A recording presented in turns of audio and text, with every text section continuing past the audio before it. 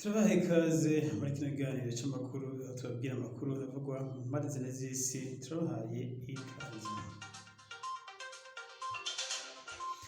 kuramutsa rero muherereye mwese bakunzi bacu mudukurikirana, twibutsa kugira subscribe canke sabone kuri channel yacu nshasha ya YouTube, aho tuza turabashikiriza amakuru avugwa hirya no hino, ndetse tugiye kongeramo n'ibindi aho tugiye turabashikiriza izindi nkuru zitandukanye, turetse amakuru canke ibivugwa hirya no hino mu kibano, canke turereka aho isi igeze muri rusangi. Ikaze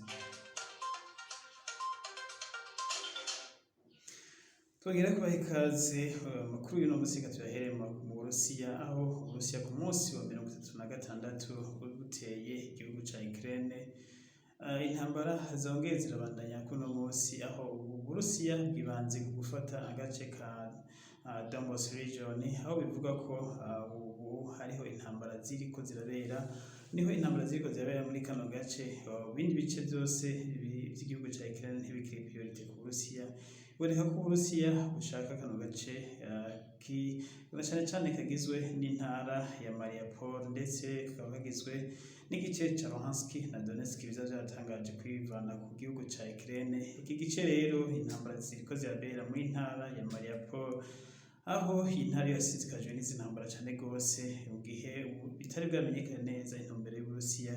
Intumbero y'Uburusiya rero bikaba bisigaye biboneka ko kano gace ariko bafokasinzeko, ariko ko nyene bashaka gutwara, batagishaka gutwara igihugu ca Ukraine cose nk'uko vyari biri. Reka rero kaze tubabwire mu kanya ibiriko biraba neza neza muri kino gice intambara ziriko zirabera mu kaza.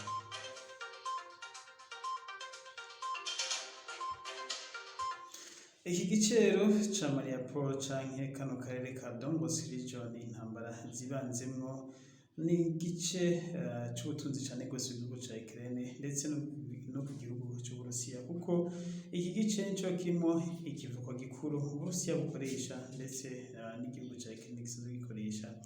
Rero Uburusiya bukaba buboneka ko bushaka gukura igihugu ca Ukraine kuri kino gice gisanzwe gifitiye rwishi igihugu ca Ukraine ndetse n'igihugu c'Uburusiya. Hamwe rero Ukraine yotakaza kino gice kikagenda ku Burusiya nk'uko Uburusiya buvyifuza, Ukraine yoca isigara ari igihugu kitagira ikivuko, igihugu kiri ku butaka gusa kitagira ikivuko nk'uko bakunze kuvyita ngo Rockland, niko kino gihugu ca Ukraine naco cohita kiba. Aho uzi rero ko Ukraine ishobora kwemeza gutakaza kino gice, kuko kino gice kirafitiye urwishi abanya-Ukraine. Iyo bituma perezida wa Ukraine nawe yararahira arengwa ko kino gice badashobora kwitakaza, ndetse ubu akaba avuga ko n'ibindi bice byose Uburusiya bwatwaye nk'intara ya Crimea Ukraine ishaka kubigaruza, kuko Ukraine ibona ko urugamba bashobora kurutsinda, ariko ntawe bizi by'ukuri ko Uburusiya bushobora kwemera runo rugamba kubutsinda, na cane cane ko Uburusiya bumaze kubatakariza vyinshi, yaba mu gisirikare, yaba bapfuye bagwa muri zino ntambara abasirikare b'Uburusiya. Uburusiya nibaza ko bushobora gukora ibishoboka vyose kugira ngo ntibusebere muri ino ntambara, bugomere kwitsindwa. Na burya iyi ntambara ni ikimenyetso c'ubushobozi bw'Uburusiya mu ruhando mpuzamakungu. Rero ntabona neza ko Uburusiya bushobora kwemera gutakaza intambara, mu gihe Ukraine nayo iboneka ko iriko irakora ibishoboka vyose kugira ngo ntisindwe na nyene muri intambara, cane cane mu gukoresha ibigwanisho vyose vy'ubwoko bwose bishobotse, ndetse no gukoresha abacangero bavuye mu mpande zine zose z'isi. Tuvuga ko ubu cane cane abariko baragwana mu ntambara ya Ukraine n'Abanyamerika n'Abanyaburayi benshi cane gose biyise aba volontaire, ndetse bamwe n'abakiri mu gisirikare muri ivyo bihugu vy'Uburayi, ndetse bamwe ari abasirikare ba NATO bemeye kwiyambura umwambaro wa NATO bagenda gufasha igisirikare ca Ukraine kurwana n'Uburusiya. Nuko rero bimeze, intambara irabandanya nk'uko biri. Rero Uburusiya bukaba ku munsi w'ejo bwavuze ko ivyo Ukraine yagiriza igihugu c'Uburusiya ko cakoze ivyaha vyo mu ntambara, aho Ukraine yagiriza Uburusiya ko aribwo bwishe abantu benshi babonetse mu gace ka Bucha barambara hirya no hino, ko igihugu c'Uburusiya kirarahira kikarengwa kikavuga ko atari ico cakoze bino, ahubwo ari propaganda y'igihugu ca Ukraine, ko igihugu ca Ukraine arico cazanye bano bantu bari bapfuye mu bice bitandukanye, kibakwiragiza bano bantu kugira ngo berekana mu makamera ko hari abantu bishwe n'Uburusiya muri ino ntambara, gutyo vyagirizwe Uburusiya ko ari ibyaha byo mu ntambara. Tukivuga rero ku byabaye muri Bucha nyene ngaha mu karere ka Don Bosco region n'ubundi ibihugu by'Uburayi byahise bireactinga n'ingoga, ndetse ibihugu by'Uburayi bikaba byafata ibindi bihano byinshi cyane rwose igihugu cy'Uburusiya, harimwo Amerika yafatiye ibihano abana babiri ba Putin, abakobwa babiri ba Putin bakaba bafatiye ibihano neza bitaramenyekana ibyo, ariko nibaza ko ari byo gufatira imitungo yabo no kubuza kongera kugendera muri ibyo bihugu by'Uburayi na Amerika. Ibindi bihano byafatiwe ibanki zari zisigaye zirafatirwa ibihano, aho imitungo yazo yari ifitiye mu Burayi no muri Amerika yafashwe, ndetse na Putin ubwiwe n'umuryango wiwe n'umuryango w'umuvugizi wa leta y'Uburusiya nawe bose bakaba bongeye gufatirwa ibindi bihano ku miryango yabo, nayo ikaba yafatiwe ibihano cyo kimwe n'abakobwa babiri ba Putin bafatiwe ibihano. Tubandanye rero n'amakuru nyine avugwa kuri ibi by'izi ntambara biriko biraba. Igihugu rero cy'Uburusiya kiriko kiravuga ko ibihano bibandanya kugifatirwa ari ukubohera amaboko isi muri rusange, kuko ibihano bimaze gufatirwa Uburusiya bimaze kugaragara ko biriko biragira ingaruka mbi ku isi yose, yaba ku butunzi bw'isi, ndetse aho ibitoro bigaragara ko ikibazo cy'ibitoro cyacu cabaye ndanse ku isi yose mu bihugu bimwe bimwe, aho ibiciro vyaduze cane rwose kubera ibura ry'ibitoro. Ibitoro navyo ku bwinshi byari bisanzwe biba mu Burusiya, ndetse aho Uburusiya bwatanga ibice 40% by'ibitoro byose bikoreshwa ku isi. Rero Uburusiya nubwo bugitanga ibitoro buriko bitanga nabi na cyane n'ibihano, kubera ibihugu bimwe bimwe bidashobora kugura bino bitoro ubu mu Burusiya direct biriko biragorana cyane. Rero aho biboneka ko iki kibazo kiyogira atandukira isi yose, ubutunzi bw'isi yose rero muri rusangi burageramiwe kubera intambara iri hagati y'Uburusiya na Ukraine. Tubonanye n'amakuru kandi havugwa nyine muri ibi by'intambara, igihugu ca Sri Lanka naco kirageramiwe cyane rwose, aho naco nyene gifashwa nibura n'Uburusiya ku bitoro.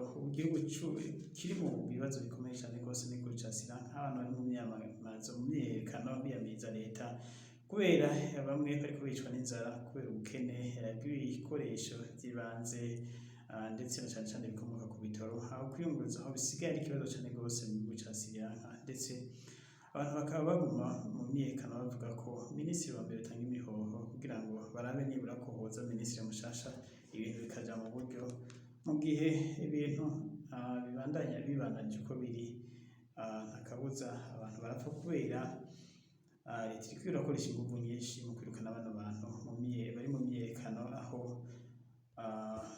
abantu ku munsi w'ejo abasirikare barashe hagakomereka abantu batari bakeya mu bari muri iyi myiyerekano.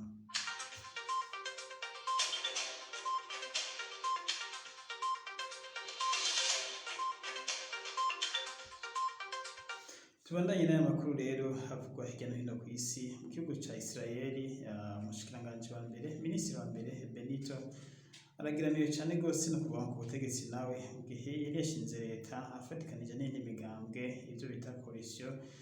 None bamwe mu bari bamufashije gushinga leta, abashinga amateka bamwe batanguye kwivana mu butegetsi bwiwe. Ibi rero bivuga ko adakwije abashinga amateka basabwa kugira ngo abandanye yobora leta, kuko leta yiwe izoshisambuka. Ubu amashanse afise umushinga amateka umwe wenyene, hosubira kuvamo umushinga amateka umwe mu bagize coalition yiwe. Ubu yoshatakaza ubutegetsi. Ure ku munsi w'ejo yakoranije inama y'abashikiranganji n'abashinga amateka bose, ababaza n'ibiki bitagenda neza, kuko umushinga amateka yo gutanga imihoho yatanze imihoho kubera kutumvikana n'umushikiranganji umwe wa leta mu bagize iyi leta. Ibi rero bikaba byatumye uwahoze ari umushikiranganji, uwahoze ari minisitiri wa mbere Benjamin Netanyahu azibwiriza mu gipfusi, ahavuga ko ashobora kugaruka ku butegetsi, mu gihe uwundi mushinga amateka umwe yotanga imihoho. Ni ukuvuga ko amatora mashasha yoca asubira aba muri Isirayeli, aho Netanyahu yoca yiyegereza bose bavuye muri iyi leta, agasubira gutsinda amatora akagaruka mu butegetsi. Kubw'ibyo rero Mr. Netanyahu wahoze ari minisitiri wa mbere w'igihe kinini cyane rwose wa Isirayeli ashobora kugaruka ku butegetsi agakura Benedict asanzwe ari ku butegetsi no munsi mu gihugu ca Isirayeli.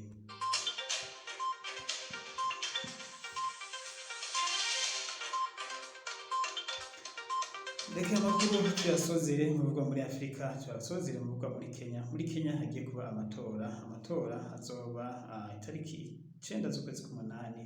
Muri politiki ya Kenya rero ibintu biboneka ko bitifashe neza, hatanguye kuba akajagari mu matora, hatanguye kuboneka ko badacunze neza hashobora kuba nk'ivyabaye mu 2007 aho igihugu ca Kenya cagiye mu mvururu z'inyuma y'amatora, abantu benshi bapfuye, amazu agaturirwa n'ibindi bikononekara muri intambara, ndetse aho zino abategetsi bamwe bakuru batwara kino gihugu bari baje muri sentare mpuzamakungu hari ivyaha yarahe ku byo bari bagirizwa mu vyari vyabaye muri aya matora, inyuma y'amatora mu 2007 no mu 2008. Ibiriko biraba rero ubu vyerekana ko n'ubu igihugu ca Kenya kidacunze neza, ko bashobora kwisanga bari mu vyago inyuma y'amatora, kuko abanyapolitike boneka ko bashamiranye mu bwoko ubu canke buriya. Muri indwi aho indege y'uwiyamamaza Raila Odinga yatewe amabuye ndetse ikamenwa n'ikiyo, kandi ikiyo camenetse akaba ari aho yari yicaye, aho ivuga ko Imana yakinze amabuye yari kumuhitana atawuzi uko vyari kugenda. Akaba ari umwe mu bahiganirwa aya matora, kandi biboneka ko ashobora kuyatsinda.